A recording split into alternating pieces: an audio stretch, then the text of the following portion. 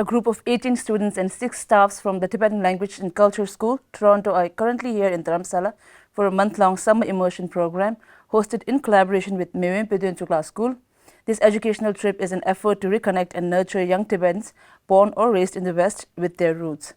To reflect on their experiences, we have Yangchen Chabcha and Kalsang Tenzin Bawa in our studio. Welcome to our studio, Yangchen and Kalsang. So I'll begin with Yangchen. Since this is your first time participating in such an immersion program where you get to extend an in-depth knowledge into the functioning of Central Tibetan administration or be it the Tibetan schools or the Tibetan community in general, how has your experience been? And does that in any way help you change your perception on Tibet or the Tibetan people in general?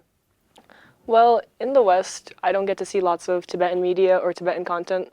So coming here, it's a little bit of a culture shock. I get to see a bunch of Tibetans, and that's pretty rare, especially in Mississauga, because majority of the Canadian Tibetans, they're in Toronto. And yeah, I've been to a lot of museums here. Usually in the West, all the information I get is just bits and fragments of some unknown news channels, and I don't get to a lot of information. But coming here, I go to museums. I get lots of first-hand information and accurate recounts. So yeah, it definitely broadened my perspective on Tibetans. Right. So Kisangla, you came here last time with the same program too. So by now you have a general idea of the Tibetan education system in exile. What do you think of that? What is something that you like more about the Tibetan education system in exile, and what is something that you like better about your school back in Canada? Well, comparing both schools, they're both good, but I enjoy Pinlapta because you gotta live in the hostel, you gotta be independent, you chip up before you eat, and then you wash your dishes, right? Yeah. But then in the Western schools, I like the way the teachers teach more. They take their time and they take their time to teach you until you understand. Right. So how has your experience been so far? This is your second time. What new did you learn? Well, I experienced new members to come with me, and I observed that they've been they got more kind and they've been more understanding. So this is for both of you. What has been the most profound experience or something that has become a core memory for both of you? We'll start with you, Yangchen. For me, it'd be getting the opportunity to get a private audience with Gong Sacho, and also getting blessings from high monks, high lamas. It's all very rare opportunities. You can't get this stuff in North America. Well, it's really hard to, at least. And in India, it's a lot easier in comparison. But personally speaking, I'd really enjoy meeting with my family members. It's hard to meet them, especially living continents away. So meeting them is a rare opportunity, and I'm glad that I can. Well, one of my favorite core memories was getting blessed by His Holiness. And one of my favorite experience was meeting my family members after a really long time, because I'm living all the way across from India, I'm in Canada, and yeah. So both of you said one of your core memory was meeting, having an audience with His Holiness. So if you were given the chance to ask anything to His Holiness, what would you ask? Let's start with you. Well, I'd ask him how he got to Tibet how did he cross all those mountains, Mount Everest, and how did he cross, how did he get through everything? And also I'd ask him, when he came to India, how did he start everything from scratch to all this big environment of Tibet, this whole entire place, CTA, and all these things, the exile. I think I would ask him about the really small details, because you don't get to see a lot of really, the bits and the pieces of Tibetan history.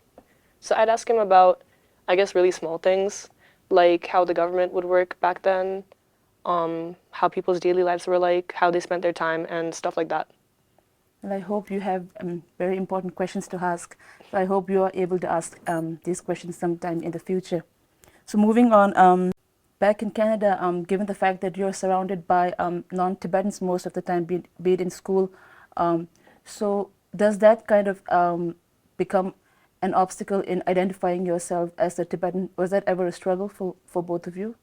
Yeah, it was a struggle because, even because of my name, Yangchen, it does sound like a Chinese style name.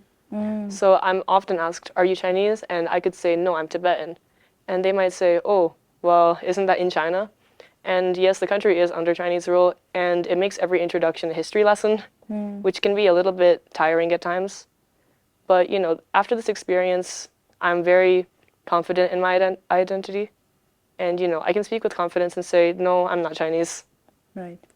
Well, sometimes being surrounded by non-Tibetans has become a challenge to me because sometimes, like, when I'm with my friends, like, I make new friends, they always ask me, "Where are you from?" And then, like, I'm from Tibet, and like they're from China. Like, everyone usually assumes me as being a Chinese person, and like, I just don't really feel comfortable. But like, and when I say Tibet, they say that's in China. Like, just like doesn't feel comfortable saying like experiencing. Right. So I'm assuming that's a shared experience for a lot of the Tibetan youngsters born or raised in the West. So you're here with 16 other students from Canada. So being with them, does that in any way help you gain confidence or learn more about Tibet and then be confident in identifying yourself as a Tibetan? Well, when I came to Pinlapta, I got to learn about the culture and history about Tibet, and learning about those made me feel more comfortable and like confident about my identity. So when I go to Canada again, I can just like confidently say, no, I'm Tibetan. I'm not Chinese. Like all the historical books and like all the Tibetan museums has been proven that Tibet's never been part of China. I'd definitely say it does reassure my identity because I get to spend my time firsthand as any other Tibetan Indian student. We study, we eat, we play apto. We spend our times just as any other Tibetan student would. And it doesn't make us any more different or any less important than any other group. Right. So Kisana, what part about you makes you feel like a Tibetan? Well, first of all, how I feel comfortable being with my Tibetan friends, how my parents are Tibetan and they treat me like a Tibetan. I get to Tibettv, I chaksum, I do like everything, losar, my birthday, like I like first everything. First, my Tibetan like things go first, and then after that, I do all my Western things. Right. Yeah, I just like to thank the people that helped me come here. The Pedonlapta, the Gangju Titiling, all the Pama Tsokchong that helped. It's a really rare opportunity, and I'm glad that I got to experience something like this. Right. Do you have anything to add? I'm also grateful that all the parents and like the TCC Tibetan Language Culture School, like they helped me to get all the way here just to learn about like all my cultures and everything else about Tibet. So thank you, Yangchila and Kesanla, for being here with us. I hope all 18 of you are able to go back and share your learnings with the rest of the Tibetans who did not make it to the program this time. Thank you for watching this episode of In Conversation with Tibet TV. I will see you next time.